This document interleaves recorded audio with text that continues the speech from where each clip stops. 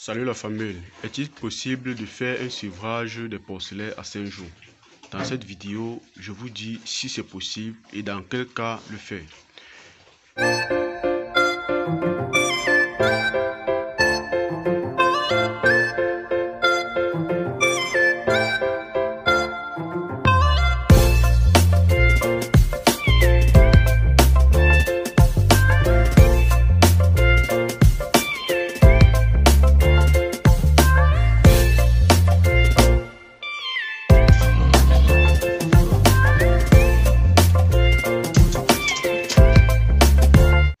Moi, c'est Simon Alex Clovis, jeune entrepreneur agro-pastoral, éleveur de porcs et de lapins. Sur cette chaîne, nous vous parlons d'élevage, d'agriculture et nous vous donnons des astuces 2 fois par semaine, le mercredi et le dimanche, pour vous permettre de pouvoir passer à un autre niveau et ne plus passer par les erreurs par lesquelles nous sommes passés.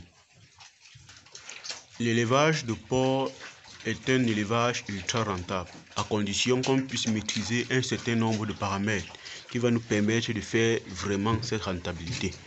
Parce que s'il y a des paramètres que l'on ne maîtrise pas, on se verra toujours à des moments donnés avec trop de pertes. Alors, est-il vraiment possible de faire des sevrages à 5 jours? Oui, c'est possible. Dans quel cas? Il peut arriver que la truie décède 3, 4, 5 jours après la mise bas. Donc ça pourrait arriver.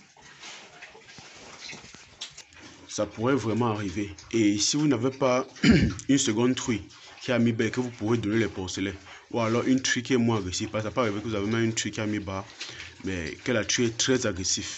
Là, si vous mettez les porcelets, elle va chercher plutôt à tuer ces porcelets-là. Donc, ce que vous pouvez faire, c'est de sevrer, de prendre ces porcelets et de commencer avec un aliment solide. Donc, dans mes groupes, je vous partage vraiment ce genre d'expérience. Comment moi je fais pour pouvoir réussir cela. Parce que ça m'arrive aussi à des moments donnés d'avoir peut-être des truies qui ont mis bas, mais que le lait ne coule pas bien. Et puis après un moment, on se rend compte que les mamelles sont sèches, ou alors que la truie, le lait coule bien, mais les porcelets font énormément de diarrhée. Énormément de diarrhée. Parce que ça peut arriver que la femelle allaite bien les porcelets. Mais comme la loge peut-être n'est pas conforme, ça fait la truie se couche dans les urines. Et quand les porcelets têtent ces urines-là, ils font énormément de diarrhée. Peu importe les antibiotiques que vous allez donner, vous n'êtes pas en train de résoudre la cause du problème. Vous êtes en train de résoudre la conséquence qui est la diarrhée. Parce que la cause, c'est l'hygiène. Même si vous balayez, si le bâtiment est mal fait, à un moment donné, quand la truie va uriner dans les loges, il y aura toujours les urines qui vont stagner. Et par là, la truie va se coucher dedans et les porcelets vont téter ces urines-là, ce qui va augmenter toujours le taux de diarrhée. Donc, souvent, moi, j'opte plutôt pour sevrer la truie. S'il n'y a pas possibilité de la changer de loge, j'opte une fois pour sevrer la truie. Même si c'est à 5 jours, même si c'est à 10 jours, je la sèvre et puis j'essaye d'amener les porcelets là. Et déjà dans ce cas, il faudrait vraiment maîtriser l'alimentation des porcs pour pouvoir vous en sortir. Parce que si vous ne maîtrisez pas l'alimentation des porcs, vous allez beaucoup dépenser dans l'alimentation. Et de 2, vous allez même plutôt perdre ces porcelets. Parce que l'alimentation que vous allez leur donner ne va pas vraiment répondre à leurs besoins. Donc, ça peut arriver vraiment de sevrer les porcelets à 5 jours d'âge. Ça peut arriver. Maintenant, comme c'est possible vraiment de sevrer ces porcelets, il faut vraiment maîtriser les raisons pour lesquelles ça peut arriver de sevrer ces porcelets à 5 jours pour pouvoir les éviter au maximum. Comme j'ai dit tantôt, ça peut arriver qu'une truie met bas 3, 4 à 5 jours et 17. Ça peut arriver qu'une truie met bas et que le lait ne coule pas carrément. Le lait coule durant 3 ou 4 jours et puis après le lait s'arrête. La femelle n'a aucun problème. Donc ça, c'est des problèmes qu'on vous informe dessus dans notre groupe WhatsApp où nous vous orientons, nous vous accompagnons pour éviter cela. Parce que quand ça arrive, il y a bien sûr des traitements que vous pourrez faire pour améliorer l'écoulement du lait de la truie. Mais le meilleur système en élevage, c'est la prévention. Donc, c'est la prévention qui est le meilleur système en élevage.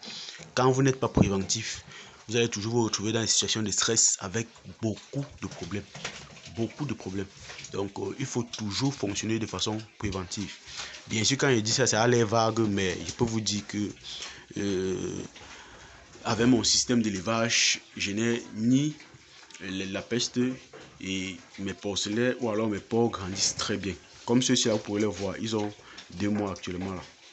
2 mois. Bon, ils ont moins de 2 mois, ils ont 49 jours, oui, 49 jours. Donc, vous pourrez bien voir comment les porcelets sont assez costauds. Assez costauds.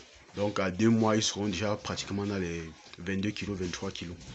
Donc, vous pouvez voir vous-même la croissance. Donc, ce n'est pas que... et comme ceux-ci là, ce sont des porcelets que j'ai suivis à 10 jours. Parce que leur mère, dû au problème de bâtiment, leur mère se couchait tellement les unes parce qu'elle sentait très très chaud. Et chaque fois alors, les porcelets tétés faisaient énormément de diarrhée. Au point où j'ai perdu un porcelet. Parce que malgré tous les antibiotiques que j'ai donnés, la diarrhée persistait. Donc j'ai été obligé de suivre ces porcelets à 10 jours. Aujourd'hui là, ils commencent déjà à consommer l'aliment solide. Mais il y a des soins que je les ai déjà faits à l'avance pour les permettre de vraiment réussir et de ne pas mourir. Par la suite, nous verrons bien sûr leur évolution et je vous donnerai comme ça leur croissance au fur et à mesure. Il ferai des vidéos pour que vous voyez vraiment leur croissance au fur et à mesure. Comme pour vous dire que c'est vraiment possible de suivre des porcelets à 5 jours ou à 10 jours. Tout va dépendre de vos performances d'élevage. Si vous savez ce que vous faites, vous aurez moins de pertes. Parce qu'ici, il n'y a même pas eu un mort. Il n'y a pas eu un mort. Ceux qui avaient tellement fait la diarrhée, ils sont plus chétifs que ceux qui n'ont pas trop fait la diarrhée. Mais il n'y a même pas eu un mort. Donc, l'élevage, d'abord, c'est les techniques d'élevage, maîtriser ce qu'on fait. S'entourer des gens qui font déjà de l'élevage et qui ont du résultat. C'est très important. Parce que si vous entourez des gens qui font déjà de l'élevage et qui ont du résultat, ils pourront aussi vous donner des astuces sur ce qu'ils ont traversé. Et comme ça, vous ne pourrez plus passer par ces mêmes erreurs. Ou alors, vous pourrez mieux appréhender ces erreurs-là et traverser sans avoir trop de pertes. Donc, c'est un peu ça. Donc, la famille, si cette vidéo vous a plu, likez, abonnez-vous et partagez massivement. Cette vidéo est vraiment très instructive. Donc, c'est très important de pouvoir vraiment savoir ce que l'on fait. Puisque l'élevage, c'est un business. Ce n'est pas un jeu, c'est un business.